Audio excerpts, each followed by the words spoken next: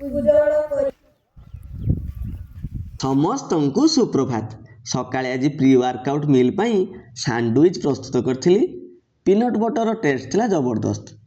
Smith ମେସିନ୍ରେ leg ଡେର warm up set ଶେଷ କରିଥିଲି। ଲେଗ୍ ପ୍ରେସ୍ରେ ଲାଇଟ୍ ୱେଟ୍ରୁ ହେଭି ୱେଟ୍ ଯାଏଁ ପୁଶ୍ କରିବା ପରେ ଲେଗ୍ କର୍ଲ 3ଟି ସେଟ୍ 15 ରେପ୍ସର କରିଥିଲି। ବାରବେଲ୍ରେ କିଛି ସମୟ ଲଞ୍ଜେସ୍ କରିବା ପରେ ସାଇକ୍ଲିଂରେ ଶେଷ ହୋଇଥିଲା ଆଜିର ଦିନ। ରୁମ୍ରେ ପହଞ୍ଚି ରେଡ଼ି ହେବା ପରେ ପ୍ରୋଟିନ୍ ପିଇ ବାହାରିଥିଲି ସ୍କୁଲ। ପ୍ରଥମେ ଦେହରି ଆଜ୍ଞା ଭୂମି ପୂଜନ କରିଥିଲେ। ସାମୂହିକ ଭାବେ ଶପଥ ପାଠ କରିବା ପରେ ଆରମ୍ଭ ହୋଇଥିଲା ବାର୍ଷିକ କ୍ରୀଡ଼ାର ସମସ୍ତ ଇଭେଣ୍ଟ।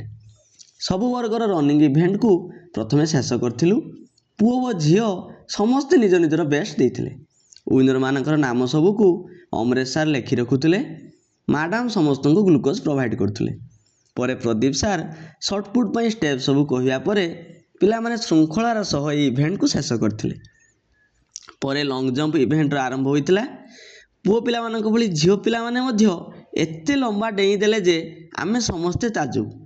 ଆଜିର ଶେଷ ଇଭେଣ୍ଟ ଥିଲା ହାଇ ଜମ୍ପ। ପିଲାମାନେ ନିଜ ନିଜ ଉପାୟରେ ଜମ୍ପ କରୁଥିଲେ।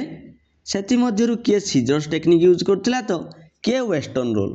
ଇତିମଧ୍ୟରେ ବାର୍ଷିକ କ୍ରୀଡ଼ାର ପ୍ରଥମ ଦିନ ଶେଷ ହୋଇଥିଲା। ଆଜିର ବ୍ଲଗ୍ଟିକୁ ଏଇଠି ଶେଷ କଲି। ପୁଣି ଦେଖା ହେବା ଆଗାମୀ ବ୍ଲଗ୍ରେ।